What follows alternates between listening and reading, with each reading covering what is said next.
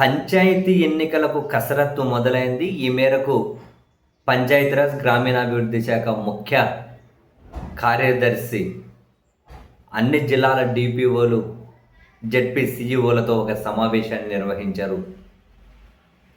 ఇందులో వాళ్ళు కీలకంగా తేల్చింది ఓవరాల్గా 13,351 గ్రామ పంచాయతీలు ఉంటే అందులో 13,151 గ్రామ పంచాయతీల ఎన్నికల నిర్వహణకు ఎలాంటి అడ్డంకులు లేవని, 2021లో 13,100 గ్రామ పంచాయతీలకు ఎన్నికలు జరిగాయి.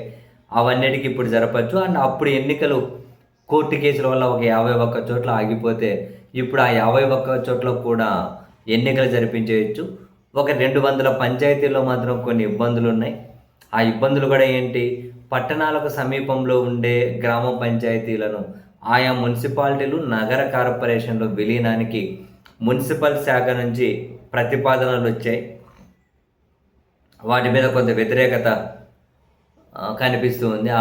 ఏమంటారు, ఆ ప్రతిపాదనను ఆపమని చెప్పి కొన్ని చోట్ల వ్యతిరేకత కనిపిస్తూ ఉంది. సో ఇటువంటివి కొన్ని తప్పితే ఒక 200 పంచాయతీలను తీసేస్తే 13,151 పంచాయతీల్లో ఎన్నికలు జరపవచ్చు.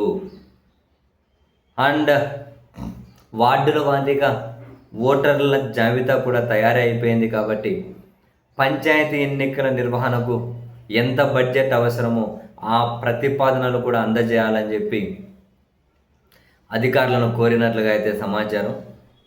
యాక్చువల్గా 4 దశల్లో పంచాయతీ ఎన్నికలు నిర్వహించాలని చెప్పి ఎలక్షన్ కమిషన్ అయితే ఆల్రెడీ సూత్రప్రాయంగా ప్రాథమికంగా నిర్ణయం తీసుకున్నట్లయితే తెలుస్తుంది. ఒక రెవెన్యూ డివిజన్ పరిధిలో ఉన్న పంచాయతీలు ఏవైతే ఉంటాయో అన్నిటికీ ఒకే రోజు ఎన్నికలు ఉంటాయి. ఒక రెవెన్యూ డివిజన్లో 2 సార్లు ఎన్నికలు ఉండవు, అంటే 2 విడతలు. ఒక రెవెన్యూ డివిజన్లో ఒకే విడతలే ఎన్నికలు పెట్టాలని చెప్పి ఆలోచన చేస్తూ ఉన్నట్లుగానే తెలుస్తుంది. అండ్ నోటిఫికేషన్ దగ్గర నుంచి మొదలు పెడితే నామినేషన్ ప్రక్రియ, అభ్యర్థుల వివరాలు, పోలింగ్ ప్రక్రియ, ఫలితాల వరకు పూర్తి సమాచారాన్ని ఎప్పటికప్పుడు ఆన్లైన్లో పెట్టడం కోసం ఒక ప్రత్యేక పోర్టల్ను కూడా స్టేట్ ఎలక్షన్ కమిషన్ తీసుకొచ్చింది. సో దట్ ఎక్కడైనా కనుక అడ్డగింతలు అవి ఇవి దౌర్జన్యాలు కట్టడి, దీనికోసం ఈ ఆన్లైన్ ప్రక్రియ కొంతమేరకు అయినా ఉపయోగపడుతుందేమో చూడాలి. వెరసి మొత్తం మీద ఇటు పంచాయతీ ఎన్నికలకు, అటు కార్పొరేషన్, మున్సిపాలిటీ ఎన్నికలకు మొత్తం అయితే నగారా త్వరలో మోగబోతూ ఉంది.